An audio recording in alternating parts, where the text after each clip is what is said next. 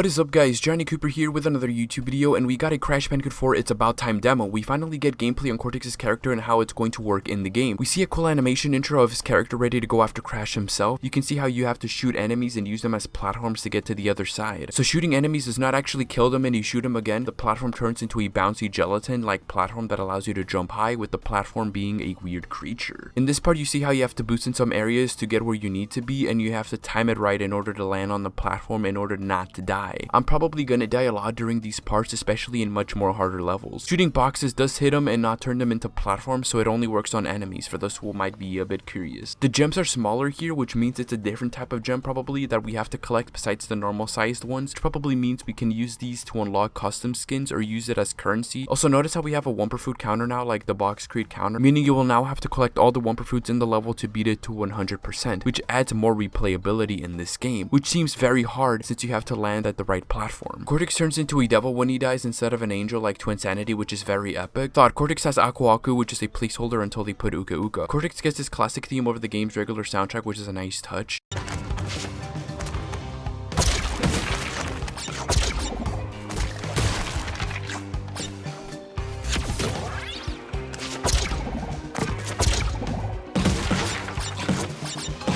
We get this section of the level where Cortex has to boost across nitro crates. Then we see how the levels work. Since you guys remember the Crash Bandicoot gameplay where you first play as Crash in this winter level and then the ship randomly explodes but then you still continue? Well, we play as Cortex's perspective of him traveling through this level, then exploding the boat to cause mischief in Crash's way, which is an amazing choice that they're doing for this game, and we'll get to do that in much more levels. I like how we just see Crash going towards the ship since we played that part in his perspective, but we're now seeing it in a different perspective now with Cortex, which is reminding me a lot of The Last of Us Part 2 where you play as the protagonist and the main antagonist of the game. So you'll basically replay the level where Crash was at but in a different route, which will count in the 100+ levels. Now we see how the red exclamation mark works. As you hit it, you have to slow time and hit those red circled boxes before they disappear. There's ice physics in this level. We get to use the warp powers like sliding, double jumping, and probably sprinting as well.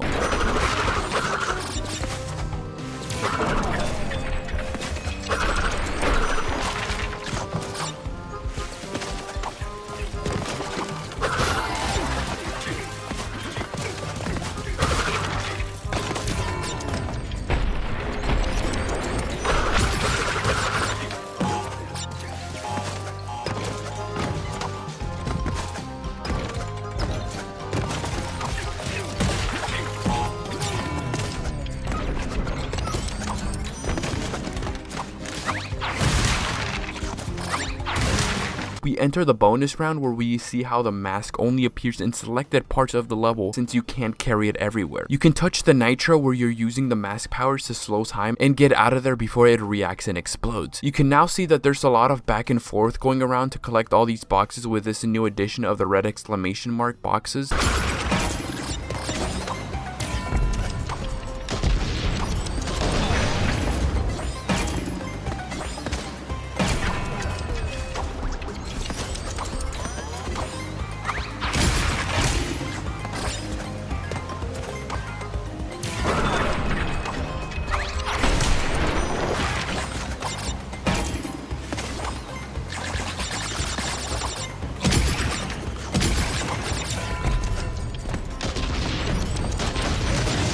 We see how in the bottom of Crash's character where there's a yellow circle under him, which probably means we can play 4 players in the main game, as you can use the circle to track your character, and that's epic. You see how jumping through these ice platforms are much more harder without the time mask since you can't slow time, and it adds much more difficulty instead of using the time mask for the entirety of the level to cheat through it easily. I like how there's hidden crates under the waterfall, so you'll have to check hidden spots to collect them all. We get the nitro exclamation crate that explodes all the nitros, along with what seems that you end the level when you spin the box crate counter hologram. Crash will take a selfie when the game is over, and we can see how we can replay the game or continue. Notice how Crash's icon is a 2D version of Crash's 4's face. I don't actually know how to feel about that, but we have a skull in there. Since there's 2 modes, retro and modern mode, retro gives you the opportunity to get extra lives when you reach 100 on the Wumpa counter, while modern just gives you an extra award, which will also apply for retro. So you can die as many times as you want in modern mode. It will just add up in the skull on how many times you die in the game, so if you come out of a level with like 25 and up, you probably suck ass. Also, rest in peace Penta Penguin. By the way, the Snow Way Out level is set in 1954 at the 11th dimension, a dimension after the 10th dimension where evil Crash lives and where the evil twins will take over in the future. Now we have Dino Dash, a dinosaur themed world reminding us of Crash 3's warped dinosaur chase sequence. However, this one's is doing it much more better with enemies that fit the theme instead of a bunch of lab assistants, having floating creatures, spitting piranhas, and flat-headed dinosaurs where you can jump in as platforms. They also have this circle underneath, so does that mean it's only used to know where you're jumping to, not making it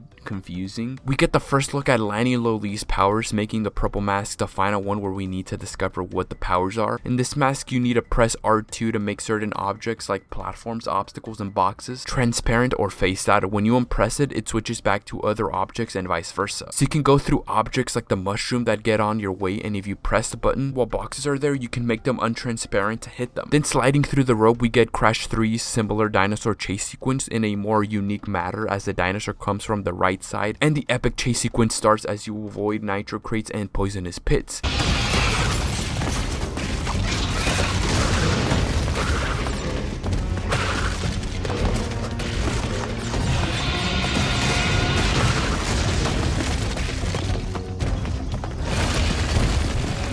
The dinosaur path gets blocked by rocks and the level starts off normal again, with you trying to avoid the acid pit and bubbles that come from it. The dinosaur comes back again with more dinosaurs following you. We're now in a more like lava part of the level where we get Aku Aku. Notice how he just spins around Crash like if he were invincible, but much slower. I sort of like it, but it feels awkward. Like it makes you want to lose Aku Aku because he's just getting on your way in a distracting manner. I'd prefer if he was just following me around like old times. This dinosaur finds his way back to Crash and the chase sequence starts again one last time, with this one being much more crazier as you have to jump through platforms that's surrounded with lava fast enough from the dino, along with base platforms collapsing towards the lava and having to avoid those too, and a lot of sliding is also required. But the hardest part is jumping in these platforms surrounded by lava. Also, rest in peace Dinosaur from the trailer. His daughter will avenge him in the next game as he golfs Crash in the first act of the game, and you have to play as Coco for the rest of it. Overall, I'm very impressed with the game. They make it so fun and challenging with the way you have to time everything, with the time mask, the phase out mask. Cortex's gameplay feeling very unique since you can shoot enemies to make them platforms, boost your way through but not being able to double jump unlike Crash Bandicoot, all while making the game much more replayable with having to collect wall wumpa fruits, different type of gems in crates. Also, Crash gets his spine broken, he basically gets banged, holy shit. Also, new feature is the new death clock. I'm excited for the full game to come out and get to experience a brand new Crash Bandicoot platform game. This game is not going to be a disappointment like the recent Sonic games because Toys for Bob knows exactly what they're doing and I'm happy that they do. What do you guys think of the gameplay? Anything in particular that you guys like? Anything that you don't like? Let me know down in the comment section below and I'll see you guys in the next one. Peace.